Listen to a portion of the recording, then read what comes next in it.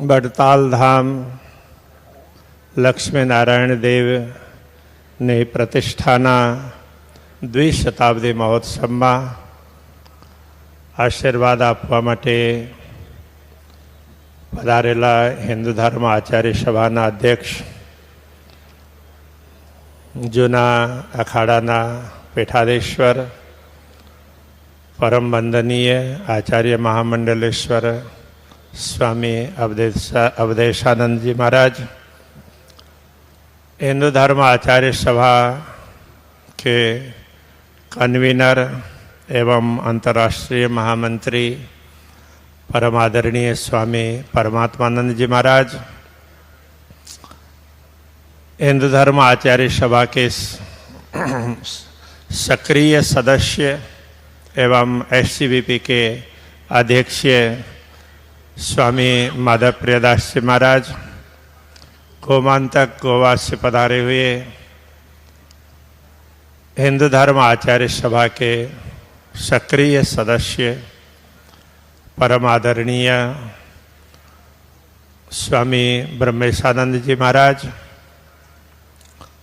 स्वामीनारायण संप्रदाय के लक्ष्मी नारायण देव गादी के आचार्य परम आदरणीय राकेश प्रसाद जी महाराज, लालजी महाराज, आ कार्यक्रमना मुख्य वक्ता स्वामी ज्ञानजीवन दास जी महाराज, नित्य स्वरूप दास जी महाराज, वड़तालना चेरमेन श्री देव प्रकाश दास जी स्वामी, कोठारी श्री संत वल्लभदास जी स्वामी अने सत्संग महासभाना प्रमुख श्री नवतन स्वामी जी, हिंदू धर्मना गौरव श्री दिनेश चंद्र जी, सागर विश्वविद्यालयना कुलाधिपति डॉक्टर बलवंतराय जानी जी, मंच में उपस्थित सहो संतों, महानुभावों, देश विदेश थी पधारेला सहो भक्तजनों, हरिभक्तों, बहुज प्रसन्नतानी बात है कि आजे द्विशताब्दी महोत्सव में हिंदू धर्म आचार्य सभाना अधिकांश मुख्य संत मनीषीओ उपस्थित है। बड़ताल स्वामीनारायण संप्रदायनी बे गादीओं में अन्यतम एक मुख्य गादी मानवामां आवे छे, तो आईना माध्यम थी संप्रदायनो विस्तार विभिन्न स्थानों में थयो छे। समाज सेवाना पण अनेक प्रकल्पों चाली रह्या छे। त्यारे आ द्विशताब्दी महोत्सवनु भव्य आयोजन अहीं आयोजित करवामां आव्युं।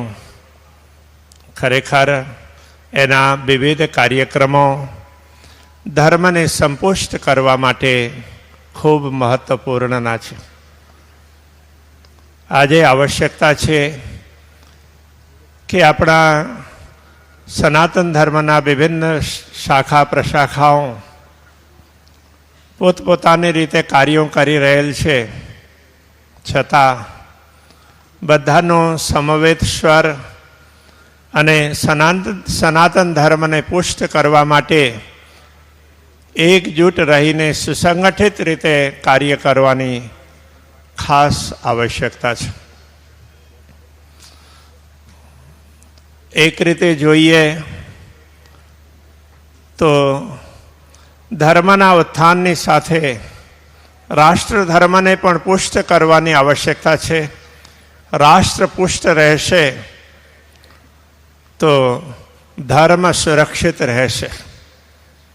तो आपणे बधा राष्ट्र धर्मनुं पण पालन करीशुं। આજે એનો પણ સમય ઉપસ્થિત થયો છે।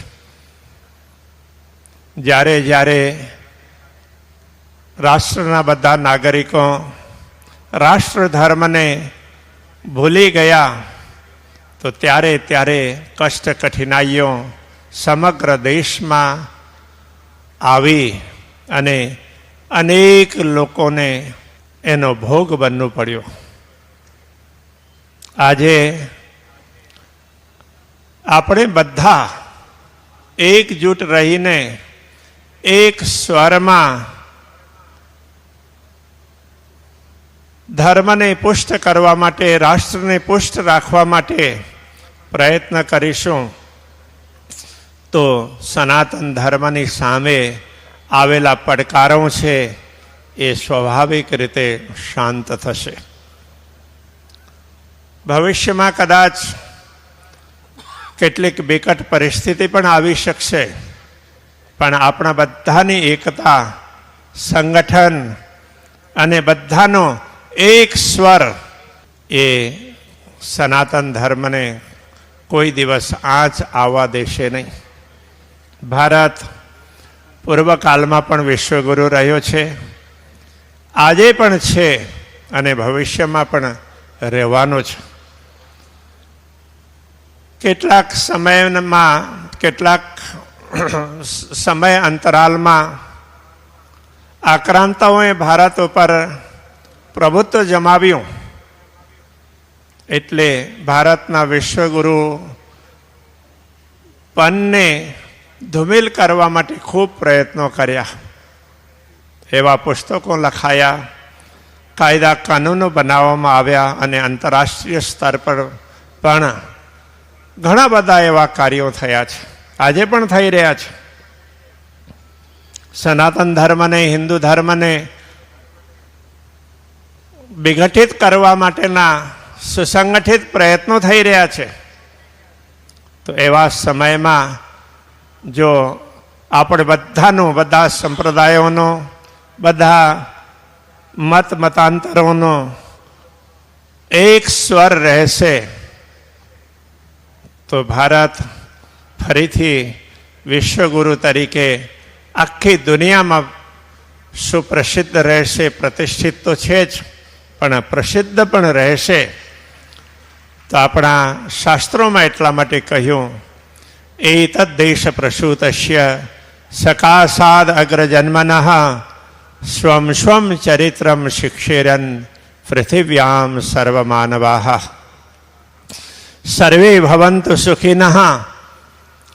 આ વાત ભારતમાં જ ઉદ્ભવેલી છે અને આખી દુનિયા સુધી પહોંચેલી છે. વૈજ્ઞાનિક દૃષ્ટિકોણ એ ભારતની જ દેન છે, ભારતનો જ વિકાસ છે.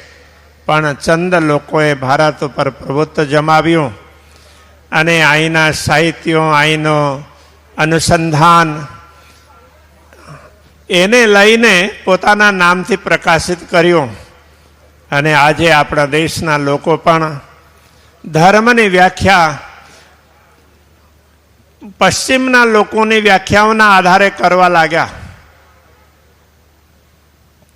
ત્યારે જોકે અમુક લોકોએ આપણા દેશના લોકોને માનસિક સ્થિતિને પરિવર્તિત કરવા માટેના પ્રયત્નો કરેલા, પણ આપણે આપણા સોફ્ટવેરને અપડેટેડ રાખીએ, અપગ્રેડેડ બનાવીએ અને ફરીથી સનાતન ધર્મનો ઉદાર ભાવ છે એ આખી દુનિયા સુધી પહોંચાડવા માટે પ્રયત્ન કરીએ. સૌ આ આયોજકોને, સૌ મહાનુભાવોને આ દિવ્ય અને ભવ્ય આયોજન બદલ ખૂબ ખૂબ સાધુવાદ આપીને હું મારી વાણીને વિરામ આપું છું. પ્રણામ. જય સ્વામિનારાયણ.